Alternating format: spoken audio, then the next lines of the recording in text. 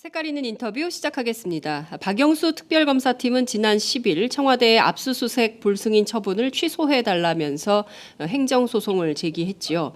서울행정법원 행정사부 김국현 부장판사는 내일 오전 10시 이 사건의 심리를 시작하겠다고 밝혔습니다. 국가기관을 상대로 제기하는 소송의 결과가 과연 어떻게 될 것인지 법조인들 사이에서는 상당히 관심이 모아지고 있는 상황인데요. 법원의 결정으로 청와대 압수수색을 특검이 하게 된다면 그야말로 건국 이래 최초로 청와대에 대한 압수수색이 이루어질 수 있는 것입니다. 그 반대의 경우라면 특검의 청와대 압수수색은 물 건너가고 동시에 특검의 수사력에도 상당히 타격을 받게 된다, 이런 분석이 나오고 있는데요. 오늘은 이 점을 좀 짚어보도록 하겠습니다. 행정소송으로 박사학위를 받으신 고려대학교 법학연구원 정선균 박사를 전화로 연결합니다. 박사님 나와 계신가요? 예, 그렇습니다. 네. 이렇게 전화 주셔서 감사합니다. 네, 고맙습니다. 예. 자, 저희가 이게 좀 복잡한 문제라고 생각을 하고 있어가지고요. 하나하나 예, 좀 예. 여쭙고 좀 쉽게 설명을 좀 부탁을 좀 드리겠습니다. 그렇게 하겠습니다. 네, 박영수 특별검사팀이 지난 10일이죠. 서울행정법원에 청와대 압수수색 영장 불승인 취소 소송 및 집행정지를 제기를 했습니다. 하나는 집행정지를 요구하는 것이고요.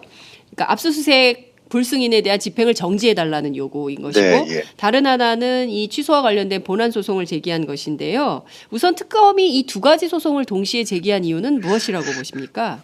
예, 일단 좀 정리를 해드리면, 네. 그 집행정지는 이제 가구제 또는 임시적 구제라고 하는데요. 네. 예, 우리 그 행정소송법이 일반 민사소송하고 달리 네. 본안소송 제기 전에는 가구제로서 집행정지를 신청할 수 없도록 하고 있습니다. 네. 예, 그래서 이 특검이 본안소송으로 이제 취소소송이라는 걸 제기하면서 집행정지, 뭐 정확히 말하면 효력정지가 될 텐데, 네. 네.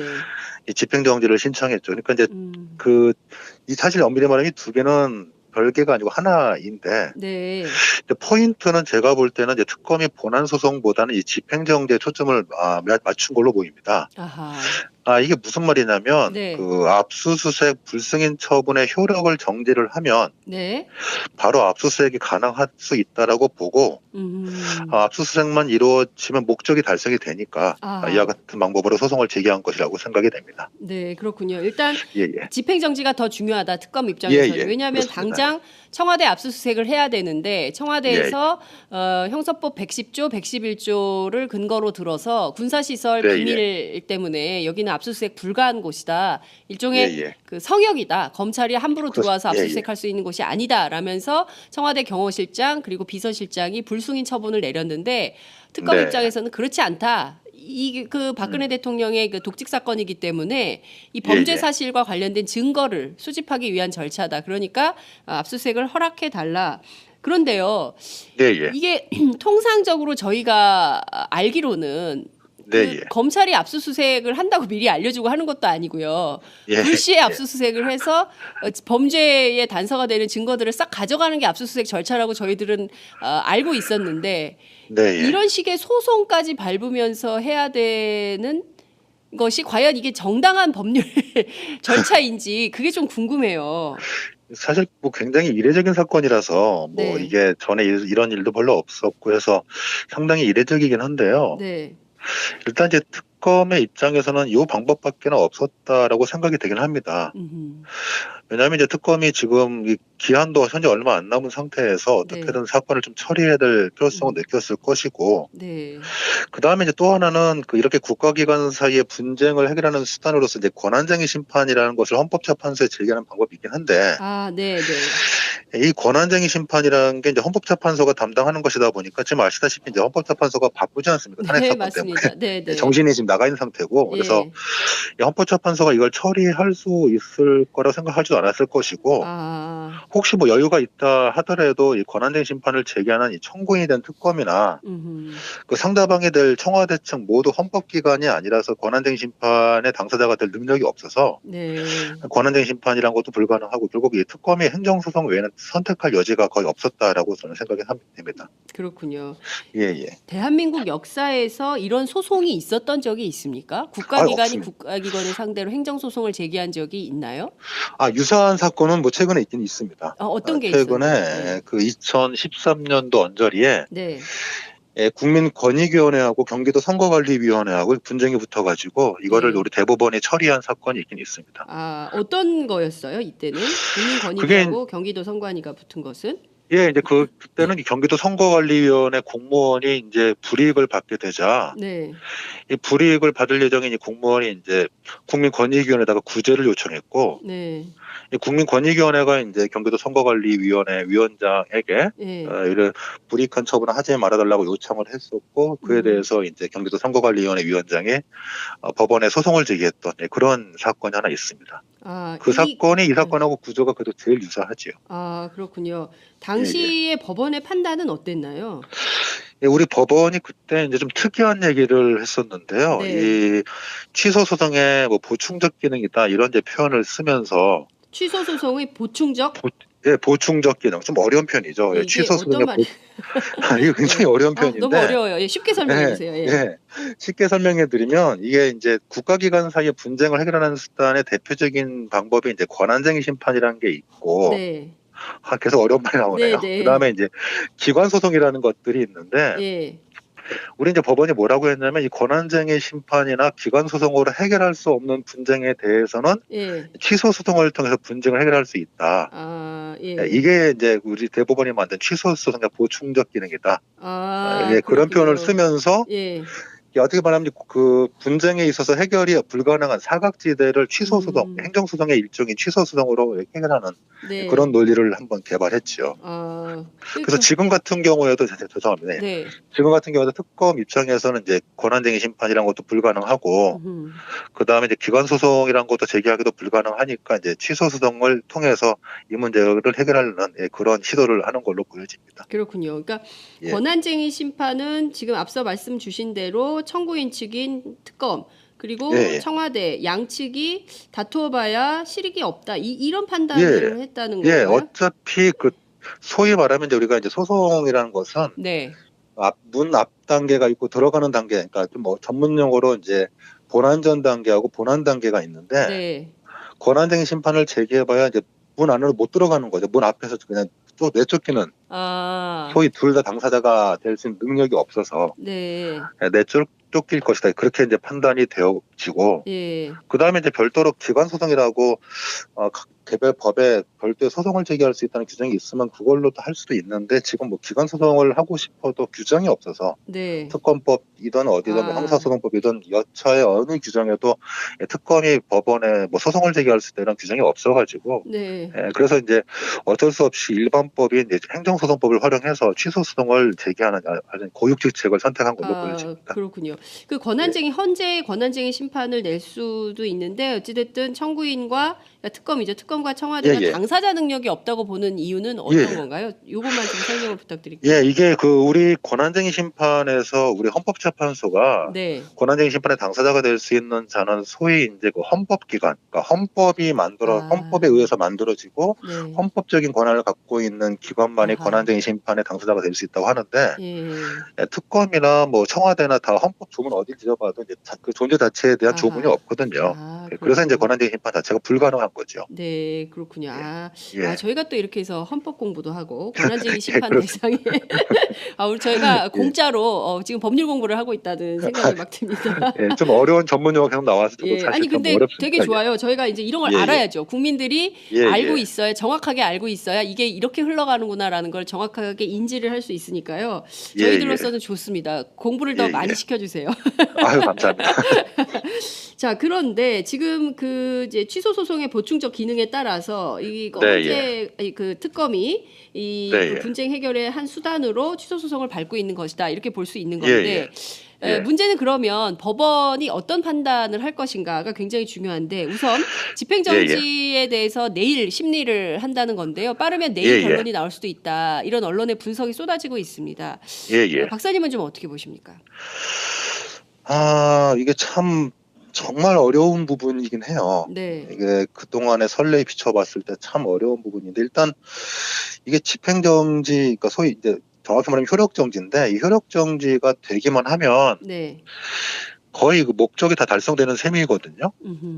그런데 이제 이게 조금 어려운 문제가 그 지금 다투고 있는 대상이 되는 게 그 압수수색 불승인 처분인데 네. 이 불승인 처분은 이제 법률 용어로 이제 거부 처분이라고 하거든요. 거부 처분. 이게 내가 원하는 걸 못 받았다, 거부당했다. 이 거부 처분에서 집행정지를 우리 판례가 그러니까 법원이 인정한 예가 그리 많지가 않아서. 예, 그래서 저도 지금 뭐 법원이 어떤 판단할까 상당히 저도 지금 뭐 귀추가 주목이 됩니다. 이게 법원이 그동안에 거부 처분에서 집행정지를 인정한 예가 거의 없거든요. 그건 왜 그런 건가요? 어떤 권한을 좀 인정하기 때문에 법원이 거부 처분에 대해서 집행정지를 내린 적이 없는 건가요? 이게 이제 합당한 이유라고 보기 때문에 그런 건가요? 이게 참 이제 전문적으로 굉장히 어려운 얘기가 이제 많이 좀 나올 텐데. 네. 이게 이제 거부 처분의 효력을 정지한다는 것은 이제 거부 처분이 없는 것처럼 만든다는 얘기인데. 이 거부 처분이 없는 것처럼 봤을 때 과연 목적이 달성되겠느냐, 네가 소송을 통해서 달성한 목적을 가구제를 통해서 목적을 달성할 수 있겠느냐, 이게 이제 분쟁의 핵심인데. 네. 우리 대법원이 그동안 이 거부 처분에서 집행정지를 인정한 예가 없습니다. 대법이요. 예, 선례가 거의 없고. 이 하급심 법원 중 특히 이제 행정법원 중심으로 해서 이제 집행정지를 거부 처분에 집행정지를 인정한 예가 간혹 보이긴 하는데. 네. 뭐 항상 인용한다는 것도 아니고 가끔 이제 거부 처분의 형만 정지를 해도 소송의 목적이 달성할 수 있는 그런 가능성이 보일 때 이럴 때 간혹 집행정지를 인정하기도 하는데 이 부분은 이제 좀 더 정교한 이제 분석이 필요해 보입니다. 제가 볼 때는. 그래서 일단은 저의 개인적인 생각으로는 이 거부 처분의 형만 정지돼도 충분히 목적이 달성할 수 있다라고 저는 생각이 되고.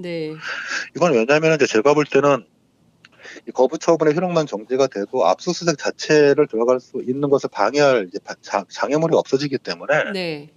제 개인적인 판단으로는 이제 거부 처분의 집행정지를 인정할 실익이 있다라고 보는데. 근데 법원이 그동안에 그 판례 논리, 판례 축적된 판례 논리를 따라가서 그냥 뭐 단순하게 집행정지를 할 수 없다 이렇게 해버리면 또 이것도 이제 그러면 물 건너가는 거죠. 그렇군요.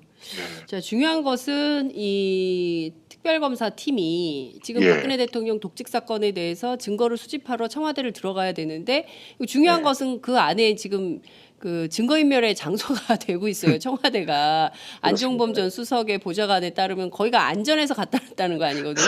그러니까 39건의 수첩이 나와서 지금 이재용 삼성전자 부회장을 재소환해가지고 영장 재청구할 수 있도록 만든 증거가 바로 청와대에서 나온 거예요. 그러니까 특검 입장에선 청와대를 들어가서 또 다른 증거를 수집할 수밖에 수집해야 되는 그런 상황인 건데 그걸 지금 청와대 비서실장 그리고 그 경호실장이 맡고 있는 것이고 사실은 더 나가면 황교안 국무총리가 이것을 이제 법률로 맡고 있고 이런 건데요. 결과적으로는 법원이 판단을 하더라도 청와대가 안 된다 이렇게 할 수 있다는 거잖아요.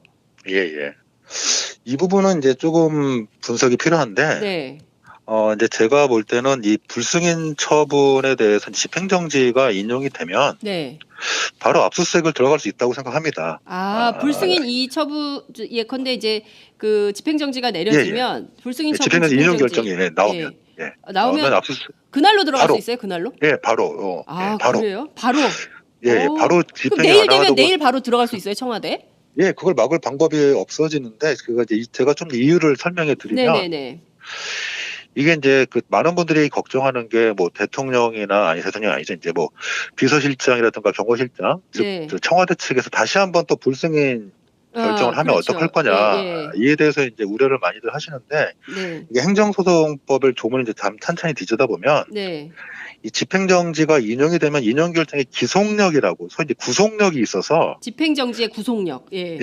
보통 이제 기속력이라고 이제 조문에 적혀 있는데 뭐 구속력이라고 또 이해를 해도 되죠. 그러니까 집행정지의 기속력이라는 게 있어가지고 집행정지된 처분과 같은 종류의 처분을 반복할 수 없게 됩니다. 그러니까 한 번 되면 제가 이런 그 저작거리 용어를 써서 죄송합니다만. 좋습니다. 저는 그런 거 좋아합니다. 낙장불입이죠. 낙장불입. 그렇죠. 낙장불입이 되는 거죠. 그러니까 한 번 나왔는데, 한 번 그 불승인 결정이 나왔는데 이거를 없애버리면 다시 그걸 또 할 수 없다는 얘기죠. 그렇죠. 그래서 이 좀 전문용어로 말하면 이제 불승인 처분의 효력을 정지한 상태에서 똑같은 내용의 불승인 처분을 또 할 수 없기 때문에 그러면은 뭐 그냥 집행정지 결정 나면 그 즉시 그거 들고 바로 집행유예를 들어가도 들어가도 이걸 막을 수 있는 방법은 이제 사실 뭐 실력 행사를 해서 이제 힘으로 막는 거는 몰라도 법적으로 제한하는 것은 이제 거의 불가능하니까 특검의 목적을 달성할 수 있게 되죠. 바로. 네. 근데 지금 박사님께서 말씀 주신 바에 따르면 실력 행사가 포인트인 것 같은데요. 경호실에 있는 청와대 경호실 관계자들은 전부 총을 갖고 있지 않습니까? 네. 그 총을 갖고 있는 사람들이 실력 행사를 한다, 무력 행사를 하게 되는 이런 상황이 돼서는 안 되지 않겠습니까? 예, 그죠? 그거는 이제 법에 따라서 이제 돼야 되는 건데 지금 이제 중요한 포인트는 헌법재판소가 그 지금 박근혜 대통령에 대해서 이분이 직무수행을 계속할 수 없다. 그래서 탄핵 결정을 내리면 탄핵을 인용해 버리면 그 다음에는 경호실 직원들도 실력 행사를 할 이유가 없는 거죠. 뭐 그렇겠죠. 네, 왜냐하면 대통령 신분이 아닌 그렇죠. 거니까. 그러니까 근데 지금 이분이 대통령 신분이기 때문에 경호실 직원들도 어쩔 수 없이 총을 들고 경호를 하는 이런 상황인 거예요. 그러니까 어찌 보자면 굉장히 간단한 문제. 헌법재판소가 빨리 결정을 내리면 모든 것이 다 그렇죠. 수월하게 풀리는 건데 헌재가 결정이 늦어지면서 특검의 수사가 길을 막고 있는 이런 상황이다. 이렇게 볼 수밖에 없는 거네요. 네, 맞습니다. 네. 자, 이 박사님께서 만약에 지금 이제 제일 중요한 것은 저는 좀 특검의 노림수도 좀 있었다고 생각을 해요. 이를테면 매일 압수수색 영장을 들고 가서 일종의 압색 시위. 그렇죠.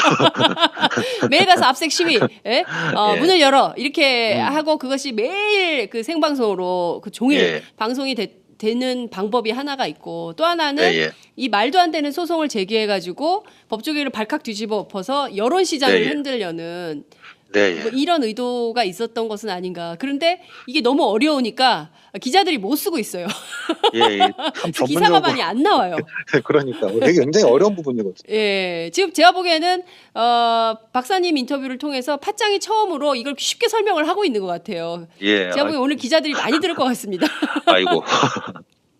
설명을 좀 해주시자면 이를테면은 특검이 이런 소송을 제기해서 대한민국의 새로운 역사를 행정소송의 새 역사를 쓰려고 했던 그 핵심 이유는 결국에는 이것이 그 집행 정지를 이끌어내기 위한 고유책이다. 그렇죠. 그렇게 보입니다. 저는 개인적으로. 그렇군요. 그게 제일 중요한 목적이라고 생각이 되죠. 네, 그렇군요. 자, 그런데 이런 반론들이 있는 것 같습니다. 우선 청와대가 압수수색에 대해서 불응한 것 자체가 행정처분으로 볼 수 있는 것이냐? 그러니까 이게 행정처분이 아니다. 따라서 형사소송법에 저촉될 수 없다. 이렇게 보는 시각이 있습니다. 이 점은 좀 어떻게 보세요? 일단 이제 먼저 하나 말씀을 드리면 그 행정처분, 그러니까 행정처분에 해당해야지만이 취소 소송을 제기할 수 있게 되거든요. 현행법상. 그래서 이제 실제로 행정처분이냐 아니냐가 취소 소송을 제기할 수 있느냐 없느냐를 결정하는 아주 결정적인 이유입니다. 일단 그렇고 그다음에 우리 행정소송은 이제 크게 두 단계로 진행이 되는데요. 소위 본안전 판단 단계라고 소송요건 판단이라고 하는데 그 단계를 쉽게 생각하면 이제 우리가 경기를 할 때 경기장에 들어가기 전에 개체량을 하잖아요. 몸무게를 재잖아요.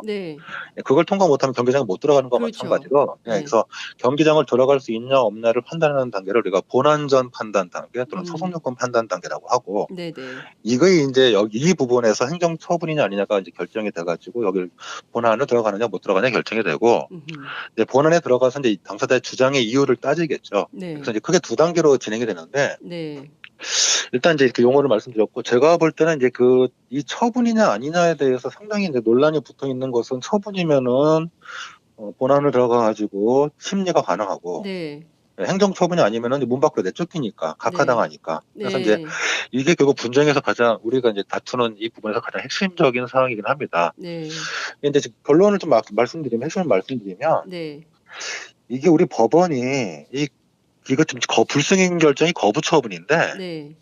이 거부 처분의 성립 요건으로 이른바 법규상 또는 조리상 신청권이라는 걸 요구합니다. 네. 참 어려운 용어죠. 이게 조리상 법규상 또는 신청권 너무 어려워요. 예, 일단 그러니까 법규상 또는 조리상 신청권이라는 거를 요구하고 그게 있어야지 거부 처분이 성립한다라고 말하는데 네. 뭐 쉽게 말하면 법규상 신청권은 법조문에 신청할 수 있다, 뭐 요청할 수 있다 이런 조문이 있어야 한다는 얘기고 조리상 신청권은 그런 조문이 없어도 우리 법원이 해석을 통해서 국민에게 신청권을 인정할 수도 있다. 이런 취지의 얘기가 조리상 신청권인데요. 문제는 우리 법원이 조리상 신청권을 잘 인정 안 한다는 게 문제입니다. 예, 그러니까 무슨 말이냐면 법규상 신청권이 인정이 안 되면 조리상 신청권도 대부분 인정이 잘 안 돼서 거부 처분이라는 게 성립하지 않으니까 결국 행정소송, 즉 취소 소송으로 다툴 수 없다.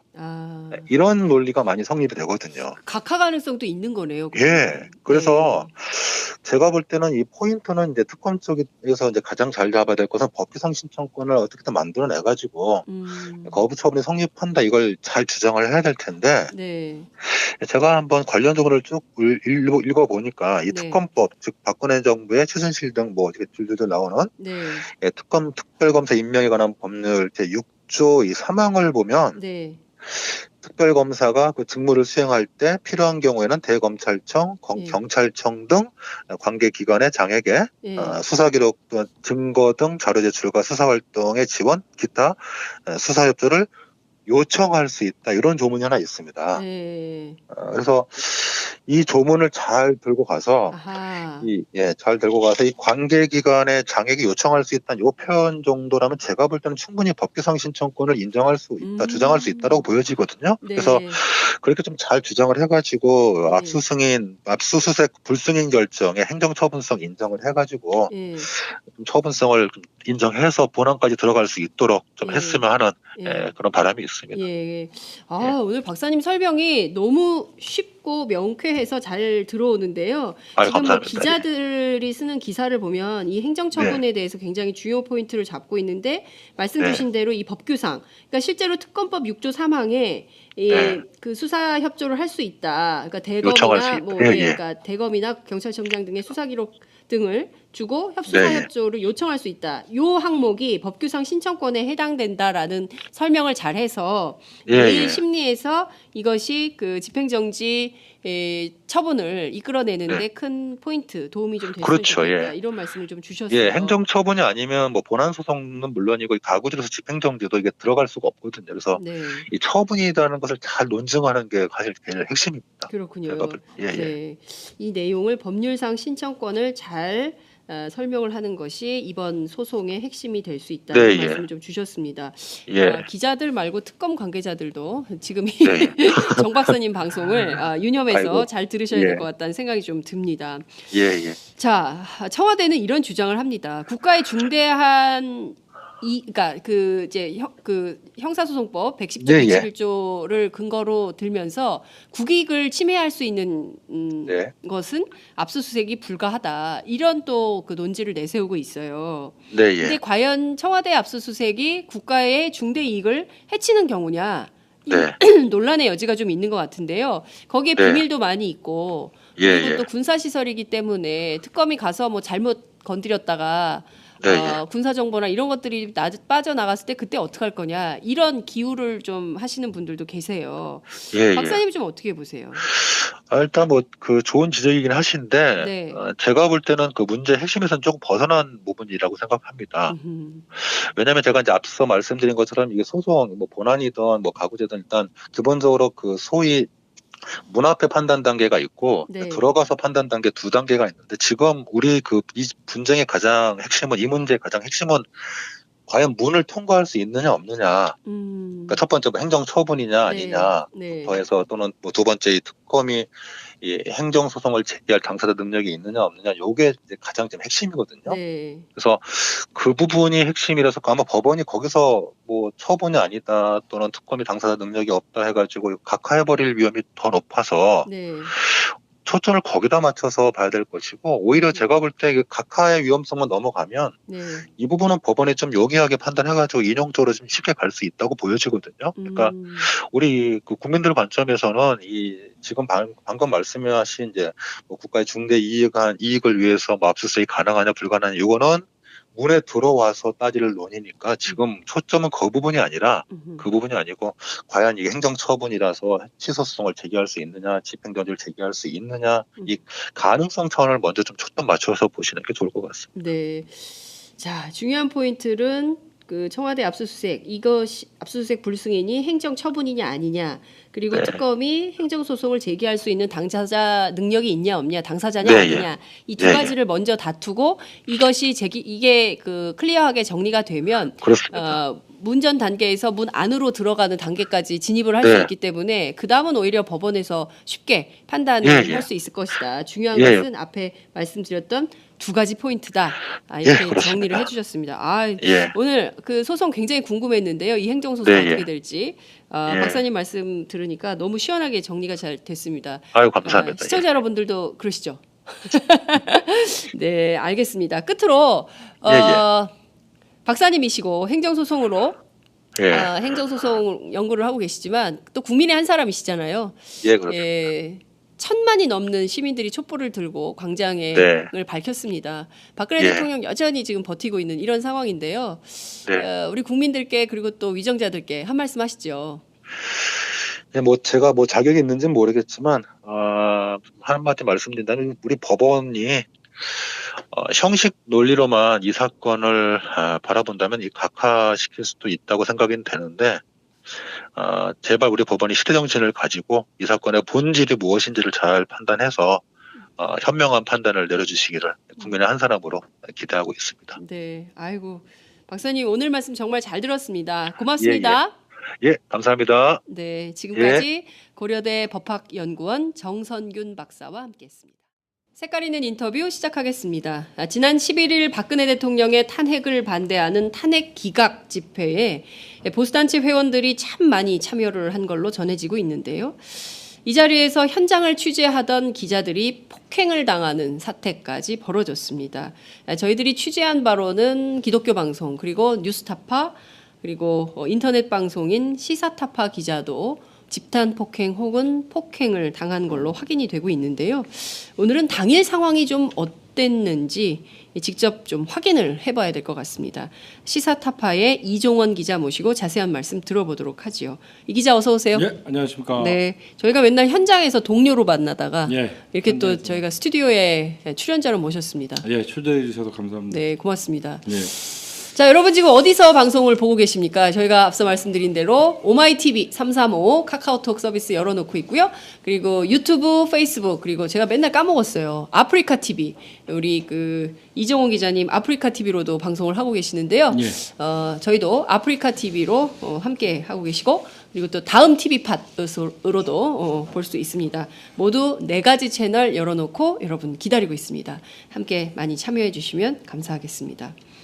참 심각한 상황이에요. 사실은 저도 얻어맞았거든요. 예, 저도 그때 선배님이랑 얘기하다 보니까 우리 장윤성 기자님도 그때 맞았다는 소리 듣고 저도 참 무서웠겠다라는 생각이 들었어요. 예, 근데 이제 너무 갑자기 사람들이 달려들어서 순식간에 우리 카메라 기자 뭐 저희는 그 마이크 와이어리스도 뺏어가고 카메라 기자를 뒤로 훅 밀어 막 그 저희 정현덕 기자 이만큼 날아갔어요. 그리고 막 발로 차고 막 이런 일이 있었는데 정말 어이가 없었어요. 연세가 좀 있으신 분들인데 돌려달라고 저희들이 아무리 얘기를 해도 그냥 막 웃으면서 안 돌려주시고 그래서 이걸 어떻게 이해를 해야 되느냐 하고 저희가 이제 빠졌었는데 11일 날 똑같은 상황이었던 것 같아요. 당시 분위기가 어땠는지 설명을 좀 부탁드릴게요. 저희 같은 경우는 그 일단 촛불 집회 4시에 그 당시에 우리 장윤성 기자님도 있었지만 정의당과 이재명 시장과 집회가 끝나고 지금 보수라고 그러니까 친박 단체들의 어떤 탄핵 반대 집회의 특징이 좀 일찍 열고 일찍 끝내는 경향이 있어요. 그래갖고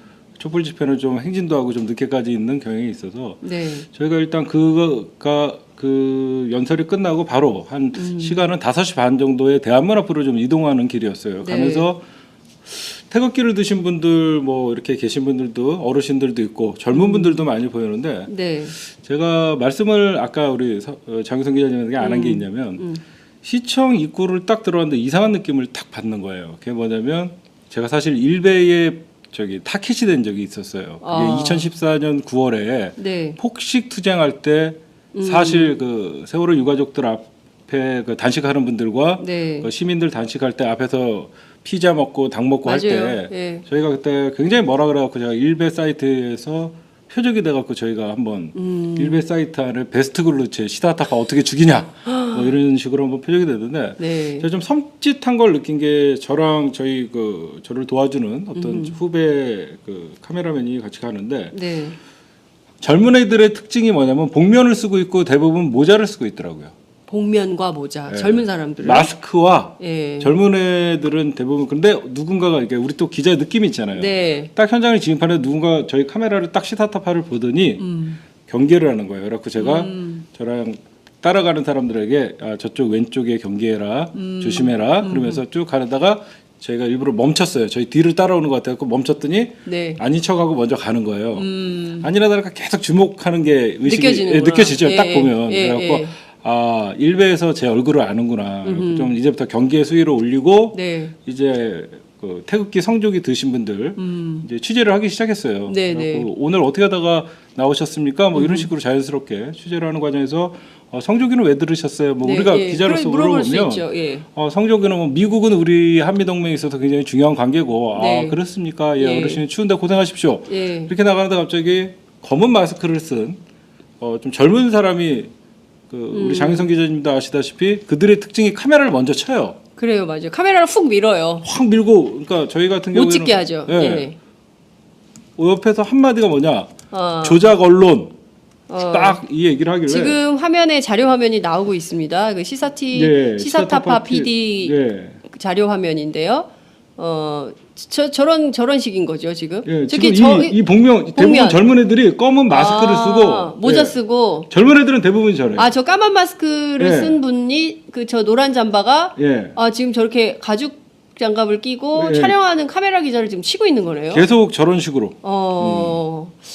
야 지금 이게 지금 네 저는 저기 화면을 보면 이제 계속 이렇게 이렇게 치고 빠지고 이제 취재를 못하게 하는 거잖아요. 그러니까 이유가 뭔가요? 그러니까 나가라는 거예요? 취재하지 말라는 겁니까? 그러니까 제가 이해가 안 간 게 예. 저한테 처음에 시비를 거는 젊은 사람이 조작 TV라 그런 거예요. 조작 TV? 그러니까 조작하지 말라는 거예요. 그래서 제가 이거 생방송 나가는 겁니다. 생방송을 어떻게 조작을 합니까? 그랬더니 그래서 이 특징이 뭐냐면 한 명이 선동을 하면요. 네. 주변의 어르신들이나 젊은 사람들은 아무것도 이유도 모르고 그냥 저에게 공격하는 게 촛불이야 그랬어요. 촛불이야? 그들에게 촛불이야. 쟤네 세월호야. 아니 나 그래갖고 제가 아까 항의하는 장면이 네. 촛불이 세월호로 기자는 다 찍을 수 있는 겁니다. 네.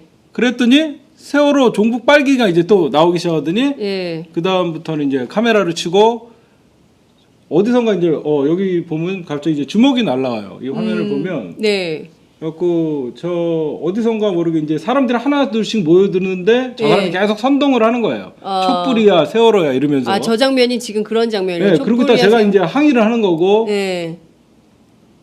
이제 여기서 이제 미는 장면.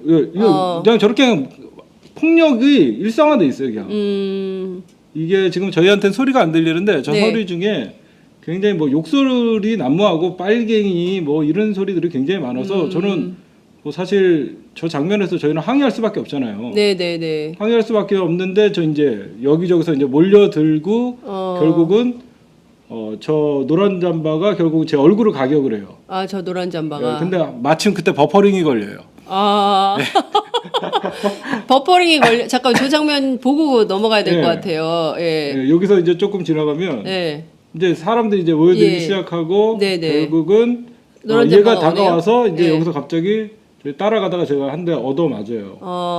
그러니까 카메라를 절대 못 비치게 해요. 저렇게 계속. 여기서 이제 버퍼링 받는 순간 제가 이렇게 숙였죠. 저기 얼굴을 맞자마자 제가 폭행당했다고 경찰을 부르는데 경찰을 부르는 장면이에요. 저게. 내가 이러잖아요. 갑자기 이렇게 퍽 친 것 같아요. 모여서 날라오더라고. 그래갖고 입술이 여기가 찢어지고 피가 그러니까 현장에서 얼굴을 맞은 겁니까? 얼굴을 맞았죠. 여기. 그냥 옷을 뭐가 날라온지 몰라갖고 경찰한테 이거 현장범이라고 했는데 네. 경찰이 너무 소극적으로 대하는 거예요. 저런 식으로 나를 잡지 네. 때린 놈을 잡아야 되잖아요, 사실. 그렇죠. 근데 폭행범을 잡아야지 폭행 피해자를 잡는 게 아닌데 지금 경찰이 저 화면을 보면 시사타파 기자를 저를 계속 딴 데로 바깥으로 격리시켜요. 격리시키네요. 저 대한문 바깥으로 이른바 저 정동길 쪽으로 빠지게 유도를 하고 있네요. 나가 이렇게 지금 저렇게 빨리 나가면 너네 때문에 여기가 굉장히 자극되고 우리가 곤란하다. 아니 근데 기자잖아요. 왜 촛불 분명히 기자증도 꺼내놓고 있었어요. 기자증도 프레스카드도 꺼내놓고 프레스카드도 있고. 꺼내놓고 카메라도 이미 저희 언론사를 밝히고 네, 있었고 네, 그랬는데 저희가 저기 취재하면서 사실 나중에는 장혜성 기자님도 아시겠지만 나중에 좀 무서웠어요. 무서워요. 왜 무서웠냐면 저도 남자지만 한두 명은 어떻게 이렇게 제가 맞서서 이렇게 상대를 하면서 이렇게 항의를 했는데 나중에는 어르신들이 몰려들어와서 막 밑에서는 발로 차고 있고 네. 정말 위에서는 뭐 욕설을 하고 있고 그 가운데 우리 영상을 보시면 나중에 니네 오마이야라는 소리가 있어요. 그래갖고 아 그래요? 니네 오마이야. 영상에 오마이야 나오는 장면 좀 봐야 되겠습니다. 우리가 지금 소리가 안 들리는데 영상에 막 부분에 오마이야 그러면서 누가 그런 얘기를 해요? 그 집회 할아버지들이 집회 참가하신 분들이 오마이야 그래갖고 오마이야 아니라고 그런 일이 참 벌어졌는데 자 이분들이 굉장히 모순적인 게 뭐냐면 맨날 어떤 집회를 하고 나면 뭐 10만, 뭐 100만이 왔니, 200만이 왔니 그런 식으로 하는데 사실 230만. 제가 그날 딱 갔을 때 이 태극기를 든 이유를 알겠더라고요. 이 광장이 사실 군데 이렇게 사실 촛불 집회 우리가 200만, 150만 광장 했을 때 통로마저 사람끼리 움직일 수가 없는데 그래요, 맞아요. 굉장히 여기는 띄엄띄엄 일부러 이렇게 퍼져 있는 그런 조직적인 그런 게 보였고 얼추 봐서 저희 같은 경우에는 취재하러 들어간 이유는 인원 숫자가 정말 궁금했거든요. 그래갖고 그거를 왜 그러냐면 그 대한문 앞에서 왜 폭행을 많이 당하냐면요. 장혜석 기자님. 대한문 앞에 그쪽 그 탄핵 반대 집회 저기 마이크 차 방송차가 있어요. 그럼 저희가 그 방송차 뒤에서 찍으면 전체적 앵글을 잡을 수가 있어서 거기에 그래갖고 뉴스타파 기자도 그렇고 뭐 CBS 기자도 거기서 다 대한문 앞에서 폭행을 당하는데 제가 보니까 이제 대부분 저기 집회에 참가한 젊은 분들은 그러니까 순수하게 참여하신 어르신들도 있어요. 정말로 이렇게 태극기 흔들면서 왔다 갔다 하시는 분들도 있는데 대부분 어떤 좀 극우 성향의 사이트에서 활동하거나 그런 사람들의 특징이 마스크를 쓰고 모자를 쓰고 군데군데 퍼져 있어갖고 언론들을 주시하고 있고 뭐 한 군데 타켓을 잡으면 어떤 어르신들이 우르르 몰려와갖고 나중에는 좀 저희가 대한문 안으로 경찰들이 피신하라 그래갖고 피신을 했는데 경찰들이 와갖고 한다는 얘기가 제가 계속 때린 놈을 왜 안 잡냐 그랬더니 뭐 잡으니까 기다리라 그러면서 계속 저희가 보이면 자극되니까 이제 이 장면이 경찰이 우리가 계속 보이면 안 된다고 이렇게 밀어서 저희가 안으로 들어가는 장면이에요. 그 안에 저희가 저기 지금 피해 갖고 이제 경찰이 앞에 바리케이트를 서주겠다고 하는데 이제 갑자기 저기서부터 이제 저희가 소리는 지금 안 들는데 엄청난 욕설이 나와요. 빨갱이 새끼들 뭐 죽여야 된다 뭐 이러면서 저희가 결국은 저기 있다가 맞았음에도 불구하고 저희가 도망갈 수밖에 없는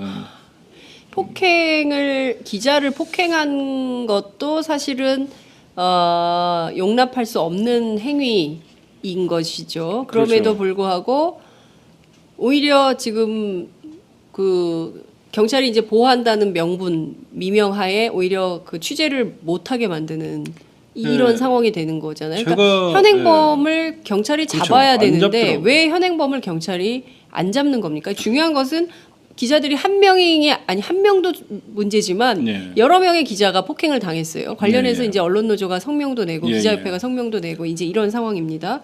취재 현장에서 폭력이 있어서는 안 됩니다. 전쟁 중에도 기자는 보호돼요. 그런데 전쟁도 아니고 하물며 집회 현장에서 폭력을 난무시키고 그런데 경찰이 방어조차 제대로 하지 않고 오히려 현행범 잡아가지도 않는 이런 상황 굉장히 심각한 문제다 이렇게 볼 수 있을 것 같은데요. 고소 안 하십니까? 네, 제가 그래갖고 어제 그 진단서를 끊어갖고 네. 예, 입술 주위에 안면 타박상으로 해갖고 상해 진단서를 끊어갖고 어제 남대문 경찰서에 제가 네. 정식적으로 고소를 했습니다. 음흠. 고소를 했는데 그 고소도 중요하지만 제가 네. 현장에서 네. 가장 느낀 게 우리가 세월호 집회나 어떤 이 박근혜 정부에 대해서 민중총 걸기나 그런 집회 현장에서 조금만 어떤 경찰과 대치가 있을 때 제가 늘 눈으로 봤던 게 경찰이 에워쌉니다. 맞아요. 근데 여기서는 제가 깜짝 놀란 게 폭력을 행사에도 그냥 그 사람은 돌아다녀요. 그래갖고 제가 어제 경찰서에서 고소를 하면서 네. 제가 어제 강력계에서 조사를 받았는데 무방비. 아니 네. 강력계요? 네, 어제 형사계가 아니고요? 처음에 통합 형사계로 갔다가 예. 이 사건을 남대문 경찰서에서도 좀 중요하게 기자들이 여러 명 폭행당하고 그리고 네. 사실 좀 사안에 대해서 중대성을 느꼈는지 강력계로 이 사건이 제가 조사를 받는데 강력계에서도 얘기하는 게 좀 이거는 이중잣대 같아요. 제가 봐도 뭐냐면 네. 신병을 당연히 현장에서 폭력을 행사하고 신병을 확보해야 되는데 네. 그 강력계 팀장님이 가갖고 알아본 결과 네. 묵비권을 행사하고 임의동행을 거부했다는 이유로 네. 신병을 확보하지 못했다는 겁니다. 그래갖고 제가 아니 어떻게 현장범을 그건 놓친 거 아니냐.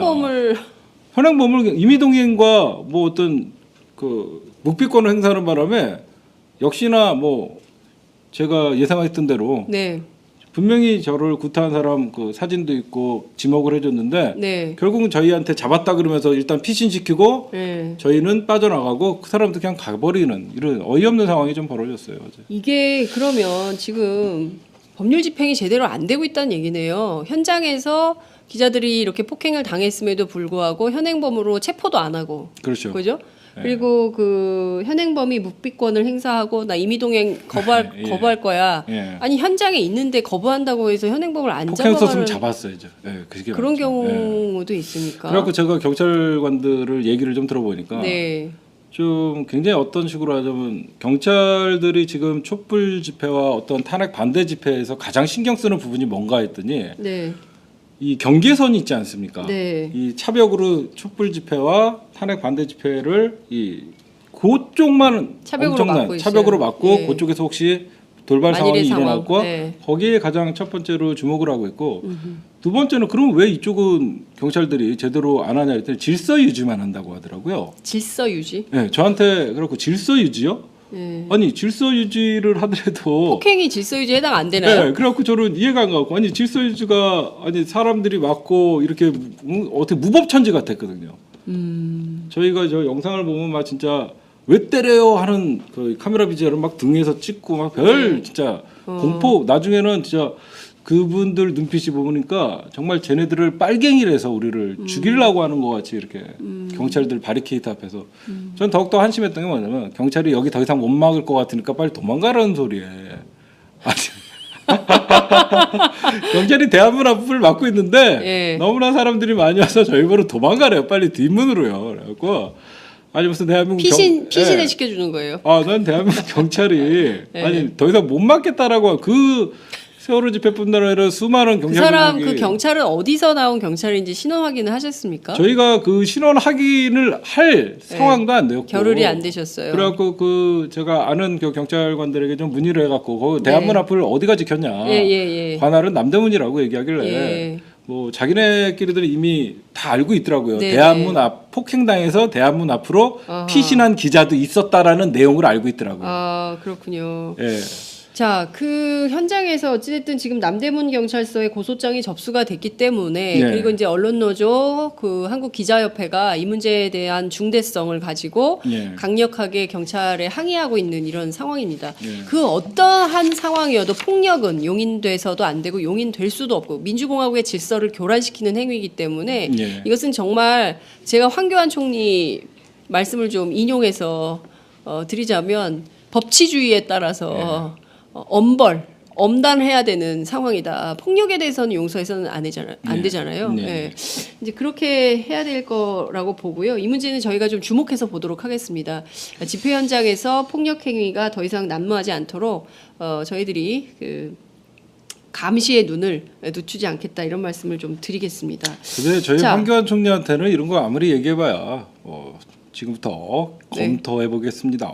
뭐 이러면 늘 검토하시니까 네. 예, 좀 검토할 게 아니라 이제 실행을 해야죠. 이렇게 국민들이 뭐 취재하는 기자들이 얻어맞고 다니고 이게 말이 됩니까? 민주공화국에서 이런 정도는 경찰이 스스로 해결할 수 있는 능력이 전 있다고 보고요. 경찰이 어떻게 하는지 저희 기자들, 전국의 모든 기자들이 지켜보고 있다. 이런 말씀을 좀 드리겠습니다. 저는 오마이 TV의 이 책임이 크다고 생각해요. 어떻게 보면 진보 언론의 가장 맏형격인데 네. 가장 강력하게 하기로 해줘. 저희 같은 어떻게 보면 작은 1인 미디어들은 마저도 어디 기사도 안 나요. 네. 제가 찾아가서 얘기를 해야지 기사가 나오는 거 이런 현실이라서 저기에도 오마이 TV 네 오마이지라고 하는 아까 장면이 있듯이 저희 오마이 TV가 그래갖고 속으로는 이런 생각을 했어요. 참 그동안 취재 잘했구나. 칭찬받으면 잘못된 거죠. 예, 오마이가 욕을 많이 먹어. 저희도 사실은 맞았어요. 그러니까 근데 저희는 이게 좀 그게 강도가 그렇게 이제 물론 이제 저희도 그때 그 순간 저희는 현행범을 잡지를 못해가지고 그런 측면이 있지만 저희 너무 기습적으로 그런 일을 당했기 때문에 하여튼 저희가 이제 이 문제 포함해서 지난 11일 있었던 집회까지 폭력 문제에 대해서 어떻게 그 결과가 진행되는지 지켜보고 끊임없이 추적해서 보도하도록 하겠습니다. 자, 그리고 이 집회에 뭐 얼마나 많이 모였는지 이것도 중요한 포인트지만 또 다른 포인트에서 이 돈을 받고 나오는 사람들이 있다. 이런 의혹이 계속 보도가 됐어요. 예, 관제 데모. 예, 네, 관제 데모 의혹. 그리고 실제로 그 정경련의 자금이 뭐 어버이연합 등 유입이 됐다는 보도도 있었고요. 청와대가 관제 데모를 직접 지시했다는 의혹도 제기가 됐고요. 뭐 여러 가지 보도들이 지금 나오고 있는데 현장에서도 이 정황이 포착이 됐다면서요. 저희가 제보자가 좀 이거는 익명을 요구해서 저희가 이거를 제대로 사실 녹취도 하고 어떤 그 증거물을 좀 보여주고 싶었는데 사실 그러지 못하는 것은 좀 이해를 해주시고 사연이 어떤 사연이냐면요. 시아버님이 박사모에 가입돼 있었고 굉장히 괴로워하시더라고요. 근데 시아버님이 그러다 보니까 내일 꼭 탄핵 반대 집회를 가야 된다 그러면서 그래갖고 이분이 시아버지가 며느리한테 같이 가자고 같이 가자고 박사모 집회에 젊은 애들이 꼭 그러니까 박사모 집회가 좀 어르신들이 많다 보니까 좀 뭐 유모차도 등장하고 좀 젊은 분들이 많아야 된다 그래갖고 빈 유모차가 등장했어요. 그렇죠. 안에 뭐가 들었는지 그것도 찍으려고 제가 사실 그날 유모차를 찾는데 없더라고요. 그래갖고 제가 그 제보를 받고 좀 내용을 보니까 참 기가 막힌 사연이더라고요. 딱 며느리는 광화문 촛불 집회에 오고 싶고 또 시아버님의 말이니까 거역 학생과 박사모 집회를 갔는데 집회가 끝날 무렵에 이분들이 깜짝 놀랄 장면을 본 거죠. 갑자기 마스크를 쓴 좀 중년의 남자가 오더니 시아버님에게 봉투를 건네면서 일당 7만 원을 주는 장면이 목격이 됐어요. 그다음에 이 같이 갔던 며느리가 깜짝 놀란 게 이 시아버지가 하는 말이 우리 며느리도 데리고 왔어 하니까 갑자기 며느리는 수당이 10만 원이 되는 거예요. 젊다는 이유로 3만 원이 더 붙어갖고 그리고 이분이 그 인증샷까지 이게 다 현찰이에요? 현찰이죠. 인증샷까지 찍어갖고 이분이 지금 딱 봉투에 있는 것을 제보를 하신 거예요. 제보를 했는데 굉장히 지금 시아버지와 이 며느리 사이니까 혹시 이 내용이 퍼져나가면 굉장히 좀 조심스러운데 저희가 증거는 지금 확보를 어느 정도 하고 있고요. 증거를 확보해둔 상태고, 엄연 증언도 저희가 다 녹취를 해놓은 저희가 그런 상태이기 때문에 지금 이분은 좀 익명을 요구하고 있기 때문에 좀 취재원 보호를 해야죠. 제가 왜냐하면 고부가 이 시아버지와 이 며느리가 잘못하면 큰일 날 수 있는 상황이라서 실질적으로 우리가 관제 데모를 의심했는데 실질적으로 현금이 거래되는 현장이 포착됐던 건 사실입니다. 자, 그러면 이 며느님은 그 10만 원을 받아갔습니까? 그분은 절대 못 받을 수가 없어갖고 자기는 안 받는다고 얘기를 했다고 합니다. 근데 그러면 그 시아버지에게 7만 원, 또 며느리에게 10만 원을 건넨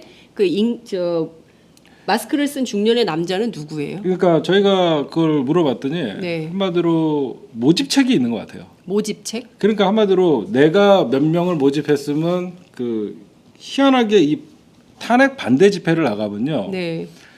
순수하게 오신 분들은 자유롭게 걸어 다녀요.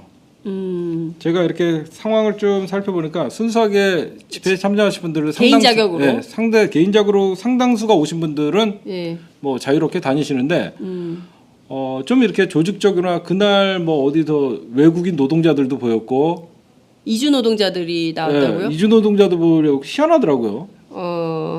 러시아 사람들도 보였고 아프리카 사람들도 보였고 네. 좀 이상한 현상을 이상하게 그날따라 러시아 사람들이 좀 많았어요. 제가 볼 때. 아프리카 사람들도 좀 많았고 그랬는데 이 어떤 단체에서 온 것 같은 사람들은요. 그 지역을 벗어나지 않아요. 계속 여기서 왔다 갔다 하고 그 섹터를 점령을 네.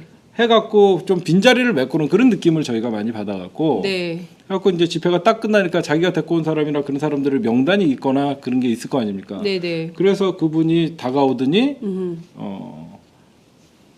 알아 서로 얼굴을 아니까 네. 한 번이 아니니까 이미 얼굴 그러니까 우리 며느리도 데리고 왔어 하니까 네. 거기서 며느리는 10만 원 근데 받을 수가 없어서 그 며느리는 안 받고 예. 아버님 7만 원을 받는 현장이 목격됐죠. 그러면은 그 중요한 것은 이 마스크 쓴 중년 남자가 누구로부터 모집된 그렇죠. 모집책인가 이제 이게 이제 취재 그렇죠. 포인트인 것 같은데요. 그 저희가- 부분은 좀 취재를 앞으로 저희가 하셔야 그거는 되는. 앞으로 예. 그분이 분명히 전화번호나 어떤 카톡이나 연락책이 있으니까 네. 저희가 추가 취재를 통해서 네. 앞에 상황은 좀 확인을 이제 그렇죠. 하셔야 되겠네요. 돈이 어디서 나오고 네. 도대체 누구의 그 윗선이 또 있을 거니까 그렇겠죠. 그것도 저희 추가 취재가 좀 필요한 부분입니다. 예. 1인당 7만 원. 그러니까 이제 연세가 있으신 분들은 7만 원, 또 젊은 사람들은 10만 원을 원. 주더래요. 네. 그러니까 일당 10만 원인 거래요. 그렇죠. 이렇게 그러니까 인원수를 채워서 그러니까 이게 중요한 건요. 여론을 조작하고 여론을 선동하는 차원에서 모이는 측면도 존재하는 거 아니냐라는 그렇죠. 의혹을 저희가 제기를 하는 겁니다. 그 7만 원을 받아가는 아버님의 표정이 어땠을까 싶네요. 이게 일종의 이제 그 아르바이트? 그러니까 이 며느리의 심정은 그거였어요. 네. 아버님이 박사모 집회에 나가는 자체도 개인적으로는 참 부끄럽다라고 생각하라서 자기는 차마 그 아버님을 모시고 갔지만 돈을 받을 수는 없던데 아버지는 좋은 일 하면서 돈까지 주니 얼마나 좋을까 이런 생각을 하시는 것 같다는 얘기를 하고 중요한 것은 우리가 전체 이 탄핵 반대 집회를 특징을 보면요. 이 구호가 참 무서워요. 계엄령을 선포하라. 네. 그 우리 장인선 기자님도 아시죠? 여기서는 이 탄핵 반대 집회인데 희한한 구호들이 나오고 기승전 제가 좀 방송을 좀 쭉 들어보다 보니까 확성기에서 나오는 소리가 네. 김대중 빨갱이, 문재인 빨갱이 계속 이런 소리가 나와갖고 참 거북할 정도였는데 정말 태극기 가장 속상했던 건 뭐냐? 네. 촛불 시민들이 태극기 든 어르신들을 상대를 안 하는 거예요. 그러니까 그게 뭐냐면 태극기야 이런 식으로. 태극기는 사실 우리 모든 국민에게 그렇습니다. 정말 우리가 올림픽을 봐도 금메달을 따도 참 가슴 벅차고 월드컵 네. 때도 그랬는데 네. 그들에 의해서 태극기라는 어떻게 보면 국가의 상징적인 이 태극기가 폄하되고 누군가에게는 이렇게 안 좋아 보이는 이런 점점 현상이 벌어지는 게 참 마음이 안타깝더라고요. 네. 현장에서 보니까. 그러니까 그래서 일각에서는 태극기 모독행위다. 그렇죠. 태극기를 모독한 거다. 사실은 일제시대 때 우리 독립운동가들이 항일운동을 할 때 태극기를 어떻게 다뤘는지 그 태극기의 의미가 어떤 건지 오늘도 마침 안중근 의사 사형 선고에 그렇죠. 그런 날인데 그 태극기의 의미를 폄훼하는 거 아니냐. 오늘 또 이제 헌법재판소에서 대통령 측 대리인단 소속인 서석구 변호사가 태극기를 좀 들었는데요. 이 우리 국민의 상징인 태극기를 또 성조기하고 같이 이렇게 흔들면서 사실상 사실 박근혜 대통령이 이게 부패 행위, 국정농단을 엄벌하자는 취지에서의 촛불을 국민들이 든 것이었는데 태극기를 그러면 부패를 수호하는 데 쓰자는 거냐 이런 반론도 가능할 것 같습니다. 그래서 태극기에 대해서는 굉장히 많은 국민들이 한편으로는 굉장히 부정적으로 보는 측면이 있는 것 같습니다. 참 어떤 것이 애국인지 좀 다시 생각을 그러니까 부패에 동조하는 것이 애국인지 그것이 정의로운 대한민국을 위한 것인지 그걸 좀 이제 여쭙고 싶은 것이죠. 그걸 이제 무조건 뭐 종북, 뭐 폭도 뭐 이런 식으로 정치인들이 몰아가는 것도 매우 심각한 문제다 이렇게 볼 수 있을 것 같습니다. 끝으로 얻어맞으면서까지 현장을 지키는 저널리즘 1인 미디어로 활동을 하고 계세요. 사실은 이게 조직 안에서 활동하는 기자들도 그런 폭행을 당하면 굉장히 서럽고 네. 억울하고 그런데 앞서 이제 말씀 주신 대로 굉장히 작은 언론 미디어 대한 언론에서 활동하시면서 네. 이런 일을 당하면 더 억울하실 것 같다라는 생각이 좀 드는데요. 시청자분들께 그 현장에서 느낀 점 그리고 또 앞으로 그럼에도 불구하고 또 현장을 가야 되는 임무가 있는 거 아니겠어요? 예. 한 말씀 부탁드립니다. 저희가 세월호 참사 이후에 사실 이 대한 언론이라는 중요성을 많은 국민들도 생각을 했다고 생각하고 세월호 참사 이후 민중총궐기를 저희가 참 취재를 하면서 물대포를 맞고 정말 눈에 캡사이신을 맞아가면서 늘 찍었는데 기자는 제가 생각할 때는 어떤 메이저 기자든 어떤 1인 미디어 기자든 약자를 위해서 그 카메라가 돌아가야 된다고 생각합니다. 강자를 비치는 카메라는 언론의 부역자가 되는 것이고 약자와 힘없는 사람들을 위해서 카메라가 늘 불을 켜고 있어야만 힘 있는 자들이 약자에게 함부로 못하는 그런 현장을 봤기 때문에 좀 힘들고 고달프고 그러지만 늘 누가 인정을 해주거나 봐주고는 건 없지만 제 나름대로 어떤 이건 사명감으로 박근혜 정권이 국민들의 요구대로 탄핵되는 날까지 저희는 함께할 것입니다. 네, 아유 그 저널리스트로서 굉장히 의미 있는 말씀 해주셨습니다. 강자를 비추는 카메라는 결국 권력의 부역자가 되는 것이다. 언제나 대한 미디어, 1인 미디어, 대한 저널리스트의 길은 약자를 비추는 카메라가 되겠다. 이런 말씀 주셨습니다. 지금 댓글이 막 쏟아지고 있는데요. 참 언론인이시네요.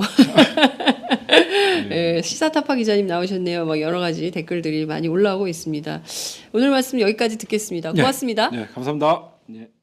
색깔 있는 인터뷰 시작하겠습니다. 여야 4당 원내대표는 어제 헌법재판소의 박근혜 대통령 탄핵 심판 결정에 승복하기로 합의를 했습니다. 더불어민주당의 우상호, 자유한국당의 정우택, 국민의당 주승용, 바른정당 주호영 원내대표는 어제 여의도의 한 식당에서 오찬을 하고 이 같은 합의에 나선 것인데요.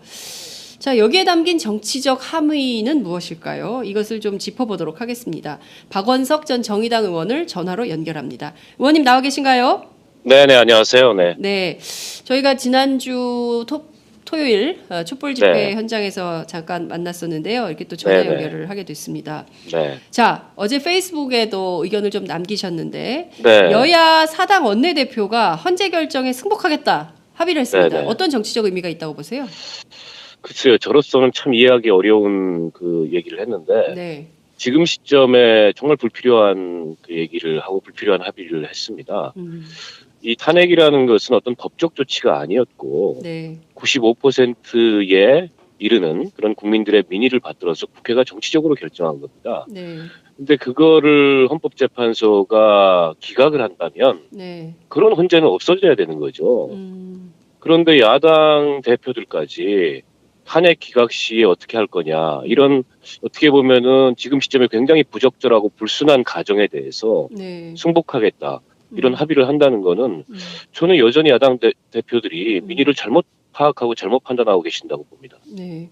그러니까 그 여당이야 그렇다 치더라도 야당 새 야당 대표 특히 이제 탄핵에 적극적으로 그 나섰던 야당의 두 야당의 그 원내대표의 이 합의를 좀 이해할 수가 없다, 납득할 수 없다 그렇습니다. 이런 말씀을 좀 주셨습니다. 아니 헌법재판소가 무슨 그 신입니까? 그리고 선출된 권력이 선출되지 않은 권력에게 국민의 민의를 송두리째 맡겨놓는다? 저는 정말 이해할 수 없는 얘기를 어제 그 여야 원내대표들이 모여서 했다고 생각합니다. 네, 실제 이게 그 헌법재판소로 도로 가져간다는 것도 이게 국민이 그리고 또 국회가 이게 다 결정해 놓은 것을 또 법률적으로 가져가는 게 말이 되냐 이런 얘기도 있지만 어쨌든 헌재 기능 자체가 소수자 보호를 위한 것인데 결국에는 이게 무슨 의미가 있는 거냐 이런 비판도 나오기도 합니다만. 자, 정우택 자유한국당 원내대표가 본인이 먼저 제안을 했다. 네. 헌재에서 어떤 결과가 나오든 우리는 승복해야 된다. 이런 제안을 했는데 네. 우상호 대표가 본인은 좀 구두로 합의한 거다. 네. 이렇게 얘기를 했어요. 그러니까 구두든 아니 뉘앙스에 좀 차이가 있다고 봐야 될까요? 아니 뉘앙스의 차이라기보다도 네. 저는 우상호 대표한테 굉장히 유감인 게 네.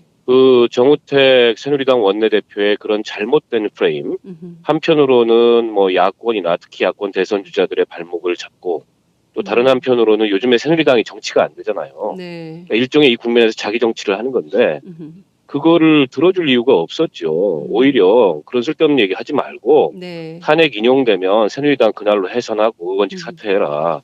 부역자 정당인 게 공식적으로 확인됐으니까 네. 이렇게 쏴붙이고 넘어갔어야 될 문제를 그걸 왜 들어주고 그럽니까? 그리고 어제 그 자리에서 정우택 씨는 그러고 나가버렸다는 거 아닙니까? 그러니까요. 예. 그 만 18세 그 선거권 문제 얘기 논의할 때는 자리에 있지도 않고 그런 어떻게 보면은 참 그 허접한 자기 정치를 하는 거를 왜 야당 원내대표들이 들어주고 그걸 합의를 해주고 전 도무지 이해를 할 수가 없어요. 네.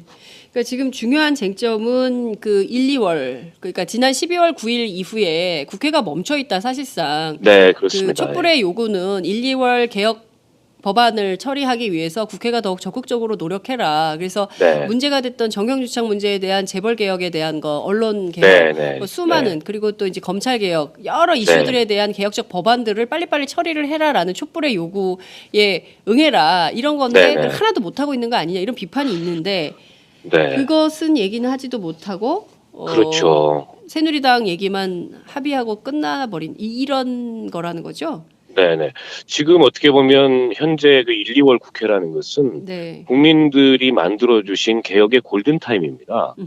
근데 지금 야당들이 어떻게 보면은 이게 너무 이른 조기 대선에 네. 그 취해서 그런지 이 개혁의 골든타임을 전혀 활용을 못하고 있어요. 지금 앞서 말씀하셨던 검찰개혁, 네. 또 뭐 경제민주화와 관련된 그런 개혁들, 네. 또 기타 여러 가지 사회개혁 과제들이 있는데 이 개혁 과제들 그냥 쌓아놓고 바라보기만 한다는 거죠. 지금 네. 야권의 대선 후보들이 그 수많은 공약들을 하고 계세요. 굉장히 장밋빛 전망들을 얘기하고 계신데 네. 그런 전망들을 말씀으로 하시는 게 아니고 하나라도 이 국민들이 부여한 개혁의 골든타임에 실현해 내는 것이 사실은 그 후보가 하고자 하는 어떻게 보면 이 정책 공약의 네. 전망을 국민들한테 가장 확실하게 보여주는 거라고 생각합니다. 그렇죠. 근데 지금 모여가지고 그런 개혁 조치에 대해서 네. 이 새누리당이나 바른정당을 압박은 못하고 네. 탄핵 기각하면 뭐 승복한다 이런 합의를 한다는 건 참 한심한 얘기죠. 네. 그러니까 이런 얘기가 저는 또 어떻게 받아들여질까 국민들께 이런 답답증도 좀 생기는데요. 네. 이를테면 정우택 원내대표가 헌법재판소 결정 이후에 촛불이니 태극기니 하면서 네. 정당이 선동을 하고 국론 분열을 갈등을 야기하면 안 된다. 근데 네. 촛불이니 태극기니 이것을 동률 비교할 수 있는 문제인가라는 생각이 좀 듭니다. 전혀 아니죠. 네. 촛불은 그 자체로서 민심이고 네. 주권자의 의사고 네. 태극기 집회라는 것은 그런 주권자의 의사, 국민의 의사에 대한 일종의 반역 아닙니까? 근데 그거를 동일선상에 놓고 비교하는 그런 잘못된 프레임을 가지고 얘기를 하는 것을 네. 왜 받아주고 있냐는 거죠. 제가 답답한 지점은 그겁니다. 그렇다면 지금 새누리당의 이런 말도 안 되는 네. 주장을 오히려 비판하고 나와야지 그 자리에서 그냥 그 사람들의 주장을 고지고대로 받아서 다 합의해주고 뭐 하는 거냐 이제 이런 비판을 해주시는 건데요. 네네. 그 김문수 전 지사의 경우에는 탄핵 기각 집회에 참여해가지고 촛불 네. 시민들을 폭도라고 얘기를 했거든요. 네. 이런 주장을 한 분이 지금 새누리당 핵심 관계자란 말이에요. 근데 김문수 씨는 뭐 본인이 블랙리스트도 만들었다 그러는데 네. 그 사람 검찰이 소환해서 조사해야 될 것 같고요. 제가 보기에는 좀 정신감정이 좀 필요한 것 같아요. 예, 정신감정이요.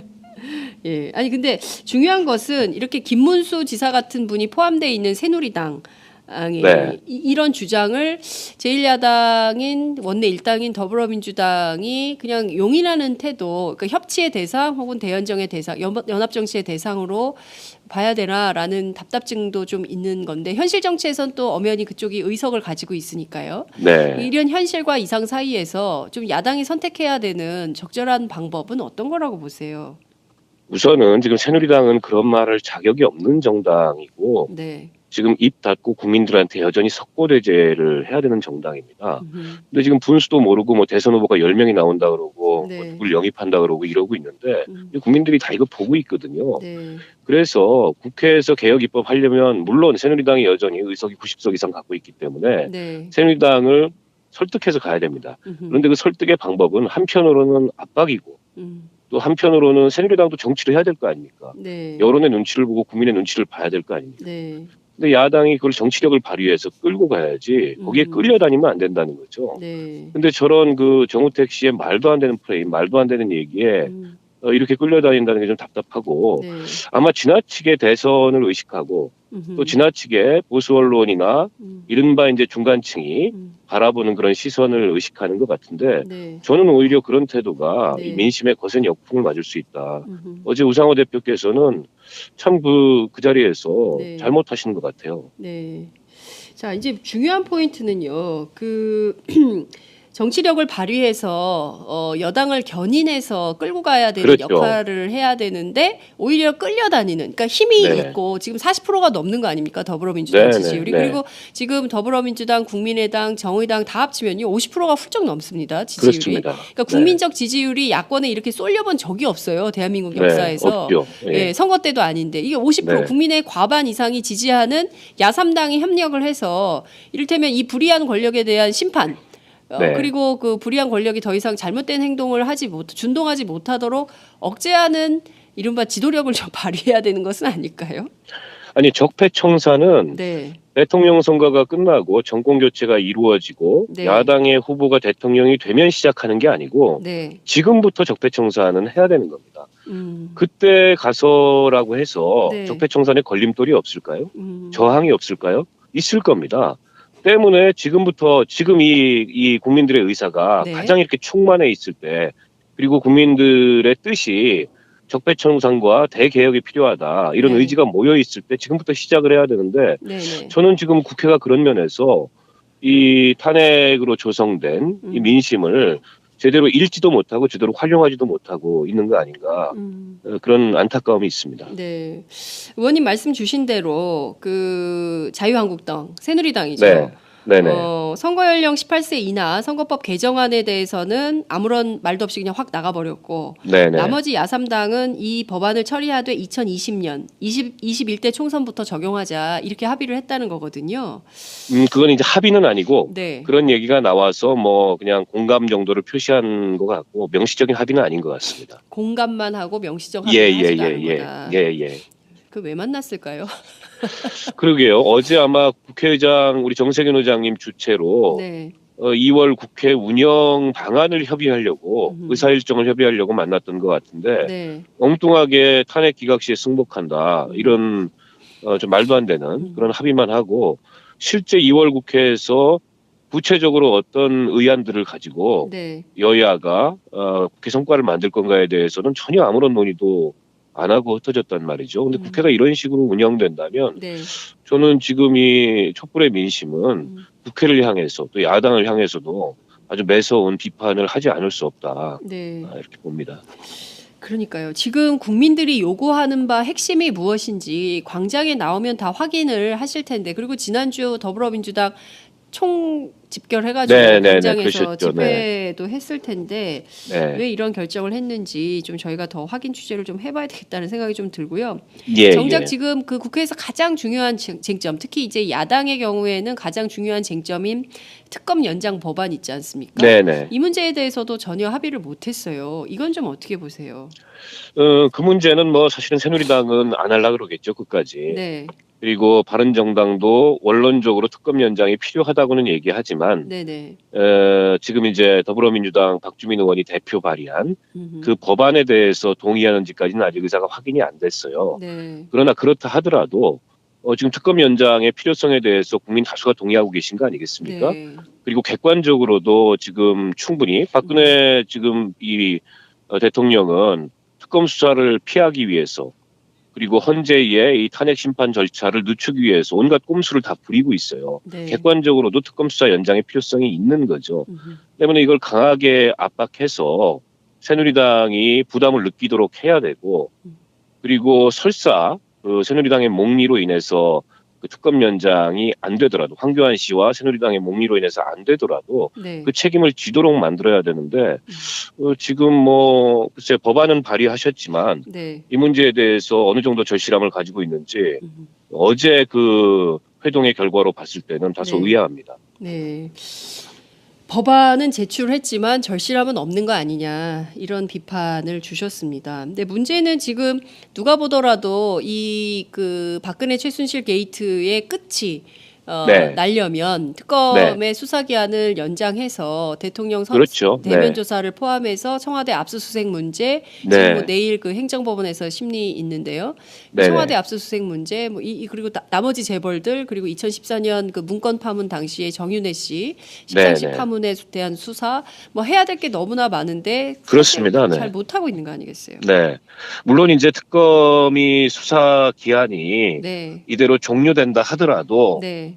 그게 모든 게 끝나는 건 아닙니다. 검찰이 다시 그 사건을 이첩받아서 네. 수사를 할 수 있지만 그때 가서는 또 상황이 어떻게 될지 모르는 거죠. 네. 그리고 이 박근혜 최순실 게이트에 대해서 검찰 특별수사본부가 구성이 돼서 네. 나름 검찰이 그 수사를 열심히 했습니다. 네. 그런데 우리가 이 정치검찰의 과거에 그런 이력과 역사를 봤을 때 이걸 다시 검찰로 가져간다고 했을 때 국민들이 거기서 신뢰할 수 있을까? 신뢰할 수 없는 대목들이 여전히 있고요. 그런 면에서 특검이 마저 수사를 해서 지금 말씀하셨던 그런 쟁점들에 대해서 그런 의혹들에 대해서 확실하게 결론을 내리고 그리고 단죄하고 처벌을 해야 되는데 네. 그러기 위해서는 이 수사 기한 연장이 필요하고 수사 기한 문제는 정치권이 지금 다른 어떤 의제보다도 네. 이 최우선적으로 네. 이 온 힘을 다해서 연장이 이루어질수록 해야 될 의제인데 네. 분위기가 너무 이게 좀 뭐랄까요 풀려 있는 게 아닌가 그런 우려를 전 개인적으로 합니다. 그러니까 저희가 현장에서 취재를 해보면 여전히 촛불의 동력은 촛불이 꺼진 게 아니거든요. 아니 그럼요. 네, 촛불의 네. 동력이 살아 있는데 이른바 네. 그 탄핵 기각 집회. 탄기국이라고 네네네. 하죠. 탄핵 네네네. 기각 집회가 막 폭력을 기자들한테 폭력까지 쓰면서 뭐 이 동력을 뭐 일부는 그 돈까지 받으면서 나왔다는 그런 의혹이 제기되고 네. 있는 상황이에요. 네네. 그러면서 이것을 정치인들이 나서서 선동을 하고 이것을 이제 두 개의 대한민국으로 갈라치기를 하면서 그렇죠. 일종의 네. 물타기를 계속하니까 논점이 자꾸 흐려지는 측면 그리고 언론이 그걸 네. 또 집중 보도를 보수 언론이 하고 말이죠. 이러면서 네. 뭔가 좀 길어지니까 이게 좀 네. 시간이 길어지면서 지치는 측면도 있는 거 아닌가 이런 네. 분석도 가능하지 않을까 싶은데 의원님은 어떻게 보세요?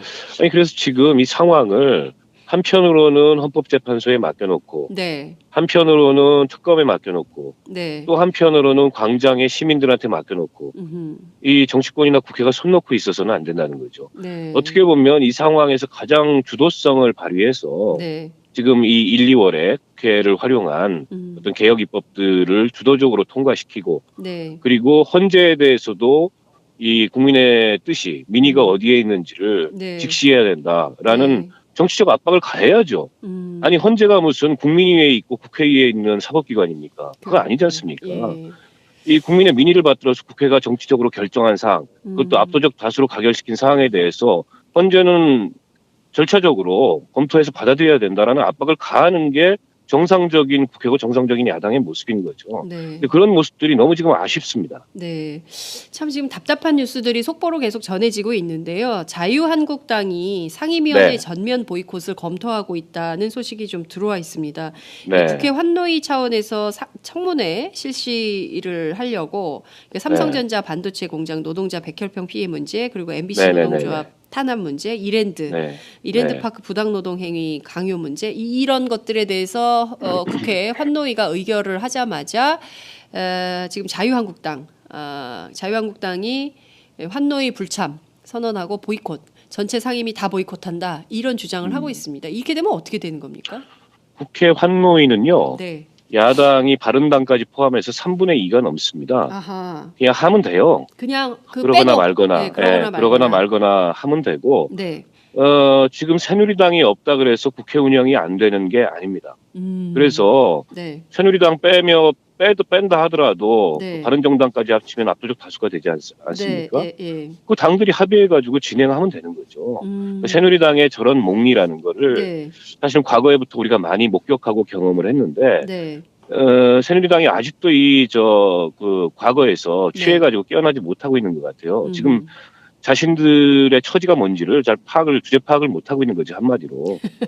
내버려 두고 가야 되는 거죠, 저거는. 네. 그러거나 말거나. 네. 주제 파악을 못하고 있다. 이러거나 말거나 내버려 두고 지금 야사당 갈 길 가시라. 네. 그 더불어민주당, 바른정당, 그리고 국민의당, 정의당 4개의 야당이 힘을 합쳐서 국회를 바른정당도 과거에는 새누리당과 뿌리가 같지만 지금 저런 새누리당의 몽리에 동의할 수 있겠습니까? 네. 동의 못할 겁니다, 아마. 네. 실제로 그러면은, 그런 얘기가 계속 나오고 있죠. 네, 가면 되는 거죠. 네. 자, 이렇게 4개 정당이 힘을 합쳐서 새누리당이 몽리를 부리거나 말거나 계속 가야 된다. 그러면 오히려 일이 더 쉬운 거 아니겠어요? 이를테면 일이 쉬워지죠. 선거 연령이나 문제라든가 그 검찰 특검의 기간 연장이라든가 오히려 더 빠져주면 일이 더 쉬워지는 이런 측면은 없겠습니까? 그런 개혁 법안들을 일사천리로 밀어붙이겠다고 하면은 다시 돌아올 겁니다, 새누리당이. 개혁 법안들 밀어붙인다 그러면 다시 상임위 도입했던 것을 또 다시 또 나와가지고 또 이렇게 한다. 이 참 이런 식의 국회 운영, 이 국회 선진화법이 어찌됐든 소수자를 보호한다는 차원에서 이 법이 마련이 됐지만 결과적으로 이게 악용되는 측면도 있네요. 네네, 악용되고 있고요. 그러나 어쨌든 국회가 합의한 사항이기 때문에 국회 선진화법은 이제 합의를 통해서 지금 국회 선진화법에 폐해로 거론되는 그런 사안들에 대해서는 검토를 해야 될 거라고 보고요.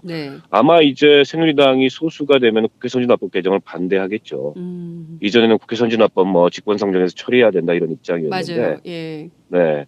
근데 국회 선진화법은 객관적으로 좀 문제가 있는 대목들이 있습니다. 지금 말씀하셨듯이. 그건 이제 여야가 합의해서 합의점을 찾아 나가면 될 문제고. 근데 그와 별개로 지금 정치 상황에서 새누리당이 일부의 그런 개혁적인 법안들을 상임위에서 시도한다는 이유로 몽리를 부리는 거는 용인해주면 안 되는 거죠. 그렇군요.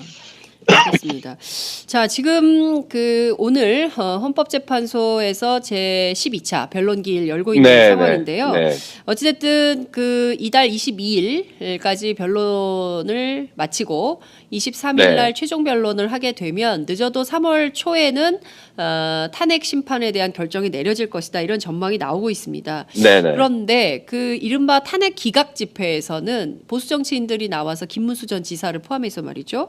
기각될 거다. 이른바 기각설을 계속 흘리고 있습니다. 그리고 기각을 위한 새누리당 안에 TF를 만들어야 된다. 이런 주장을 하는 손범규 변호사 같은 분도 계시는 건데요. 왜 이렇게 자꾸 이런 쪽으로 분위기를 잡는다고 보세요? 그게 이제 프레임을 만들어가는 거고 자기들 세를 결집하기 위한 일종의 하나의 전술이기도 하고 탄핵이 인용되더라도 새누리당이 살아남아야 될 거 아닙니까? 살아남기 위한 몸부림이라고 보고요. 한간에는 진짜 이러다 기각되는 거 아니냐 이런 우려들이 있으신데 저는 그럴 가능성이 없다고 봅니다. 왜냐하면 현재 역사를 보면 헌법재판소는 87년 6월 항쟁의 성과물로 생긴 거 아니겠습니까? 그리고 그 어떤 사법기관보다 정치적 사법기관이 헌법재판소입니다. 2004년이 노무현 대통령 탄핵 시에 헌재가 이걸 기각한 이유도 노무현 대통령 탄핵이라는 것이 사실은 민의와 동떨어진 일종의 의회 쿠데타였잖아요. 그걸 헌재가 민의를 존중해서 탄핵을 기각시켰던 겁니다. 그런데 이번에 만약에 이렇게 압도적 민의에 의해서 국민들이 탄핵을 요구하고 또 그 민의를 수렴해서 국회가 압도적 다수로 탄핵을 결정했는데 그걸 기각한다면 그건 이제 헌재 쿠데타가 되는 거죠. 그때는 헌법재판소가 존립이 불가능해질 거라고 보고 저는 헌법재판관들이 그런 잘못된 선택을 하지 않을 거라고 확신합니다. 때문에 저렇게 탄핵 기각 집회에서 새머리하고 새누리당 정치인들이 기각될 거다 이런 말들을 흘리고 하는 것을 우리가 동요할 이유는 없다. 계속 가던 대로 갈 길을 가면 된다. 근데 국민들은 동요하지 않는데 국회가 먼저 동요하는 것 같아서 매우 유감입니다. 네. 아이고 참 이게 그 뭔가 국민들은 촛불을 들고 그 100일이 넘도록 그 탄핵을 기다리고 있는 겁니다. 이 나라가 하루빨리 정상화돼서 모든 국민들이 그렇죠. 일상으로 복귀해서 토요일 날 어디 놀러 가고 싶다. 주말을 좀 예. 주말답게 쉬고 싶다. 이런 지금 국민적 주 5일 근무가 아니에요. 네. 주 6일 근무를 하고 계세요, 우리 국민들. 네. 오마이TV는 주 7일 근무를 하고 있습니다. 아, 네. 위로를 드립니다. 예. 자, 많은 국민들이 이렇게 안타깝게 이 나라의 민주주의, 민주공화국의 가치와 이념을 지키기 위해서 이렇게 매주 헌신하고 있는데 그것에 아무런 관심이 없는 것은 아니냐. 너무한다. 네. 해도 네. 너무한다. 진짜 AI 구제역에 이렇게 심각한 문제가 산적해 있고 또 동북아 정세가 매우 어렵게 돌아가고 있는 이 판국에 정말 해도 너무한다. 이제 이런 얘기들이 나오고 있는 것 같습니다. 의원님 끝으로 네. 우리 그 촛불 국민들 대단하지 않습니까? 네. 위대한 촛불 국민들께 한 말씀 하시죠. 정말 국민들 대단하시고요.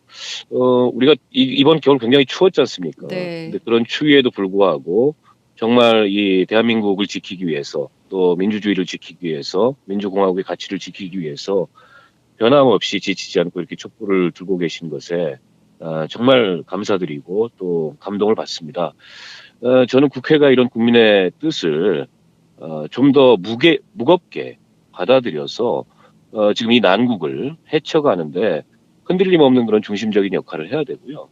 너무 지나치게 지금 대선 분위기가 일찍 조성이 돼서 모든 관심이 대선으로 몰려 있고 물론 대선이 중요합니다. 그런데 대선이 끝나도 국민들의 삶은 지속되고 또 대한민국도 지속될 거라는 거죠.